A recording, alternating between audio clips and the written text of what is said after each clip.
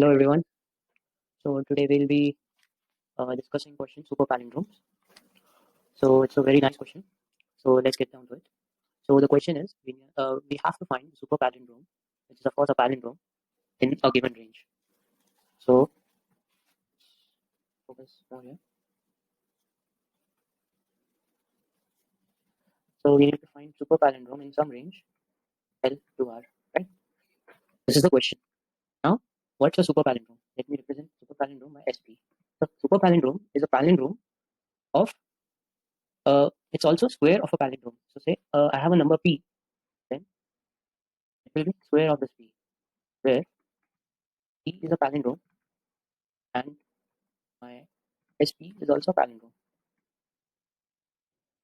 It's a palindrome. So this is the first condition that it should be a palindrome and it's also a square. Right? So these two conditions has to be met for a number to be a super palindrome. Now what can I do?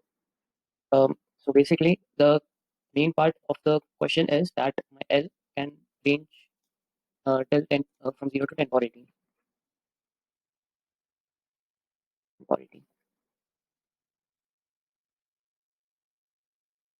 So if we want to solve this question in a linear time complexity,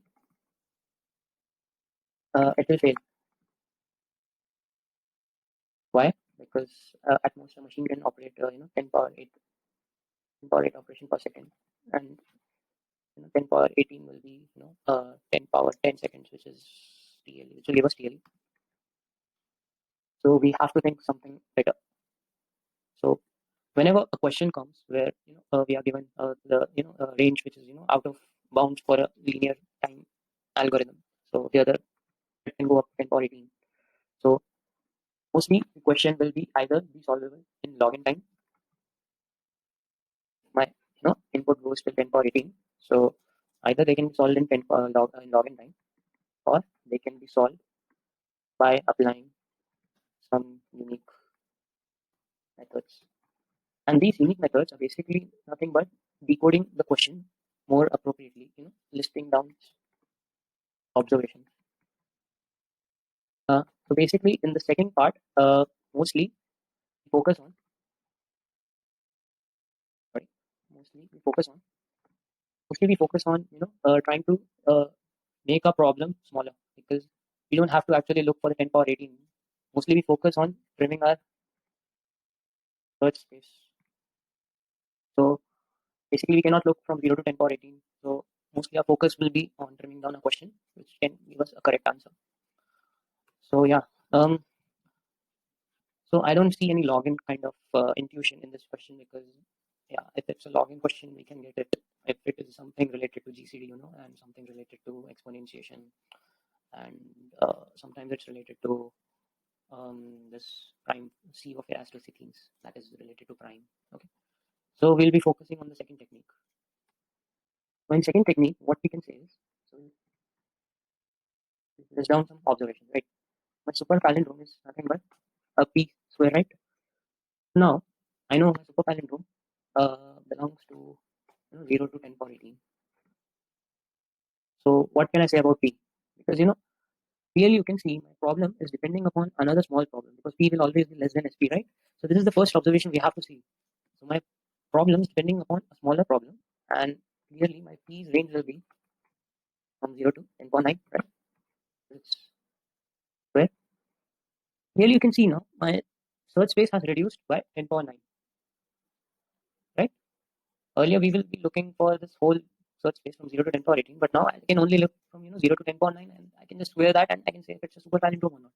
So clearly my search space has reduced.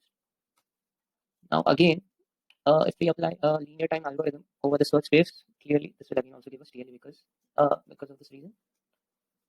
So again, it depends on question. If they can give us some 10 or 15 seconds, then this a linear time algorithm can work. But since mostly it will be a 1 second or 2 second the time limitation, so linear will also fail here. So my second observation, so this was our first observation. And now let's go look at second observation. What's the next thing you can find in this question? Yeah, the word palindrome. Palindrome itself gives us a really big clue sometimes on how we can optimize this problem. So how palindrome can help us in reducing the search space, right? So what do we know about palindromes? So palindromes are, read this same way, AB, right? Read the same way from the front and from the back till we reach a center point, right? So this is our center. This is an even length palindrome. There can be an odd length palindrome also. Yeah. So here, this is even length and this is odd length. So our A is center here. So they are exactly the same from this side in this direction and this direction. So okay, so my P is a palindrome. Let's just focus on P right now, because if we set a P, then we can calculate, we can directly square and check whether it's a valid SP or not, right? So let's only focus on P right now. So if we focus on P and it's a palindrome, and it can have, let's talk in number of digits in P. So the maximum number of digits that can go in P will be 10, right? Max digits in P will be 10, because it can go to 10.9. So this is another observation. Okay. So now we want to find a P which is a palindrome of which can have at max 10 digits. So what can we say? Can I say if from the center of palindrome, center is where it is symmetric, right? From the center of palindrome, if I set my left part of palindrome, then automatically my right part will be set, isn't it? If I set the left part of palindrome, then automatically my right part will be set, isn't it? Because if it has to be palindrome, then it has to be spelled. Oh, my bad. So it has to be viewed in this way only. It has to occur in this direction. The order must be preserved AB, so it has to become B. There cannot be any other thing that can come here. So if I set the left part of palindrome, then automatically my right part will be set. Oh, so you are now telling me that from 10, if I just set my 5 digits, then automatically the rest of the 5 digits will be set. So now my problem again boils down to, if I have to just set my first 5 digits, then I just have to look for a number which is from 0 to what, 10 power 5, right? 10 power 5 means 6 digits, so it should be exclusive. I just have to search in this space, and then automatically the right part will be set, right? I just have to search all the numbers in this search space and make its respective palindrome. So say I take as 42, right? It's 2 digits. Now I don't have to check for the next 2 digits. If I know what will be the length of my palindrome, so I can just make my next palindrome by adding 2 4, right? So this is what the problem boils down to. So again, see, we have reduced our search space from 0 to 10 power 5. We started from 0 to 10 power 18, then we did some optimization, not optimization, some clever thing, some clever observation to reduce it from 0 to 10 power 9. Now I just have to look from 0 to 10 power 5. So now, yeah, so basically our problem is solved, I think. Problem is solved now. Let's your algorithm. Search in 0 to 10 power 5. Let's just copy paste it here.